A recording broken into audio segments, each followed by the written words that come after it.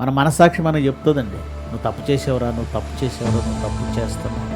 కానీ ఆ మనస్సాక్షిని చంపేస్తూ ఉంటాం, తొక్కేస్తుంటాం. మనం కాసేపు నువ్వు నోరు మూసుకుంటాం. వాళ్ళు చేయట్లేదండి, వీళ్ళు చేయట్లేదండి, వాళ్ళు వీళ్ళు చేస్తున్నారు, నీకేంటి ప్రాబ్లం?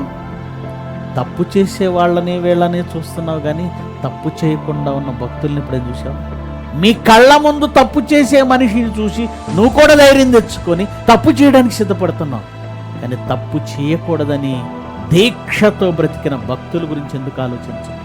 తప్పు చేయకూడదని చేతిలో అంగీని వదిలేసి పారిపోయిన యోసేపు గురించి ఎందుకు ఆలోచించు?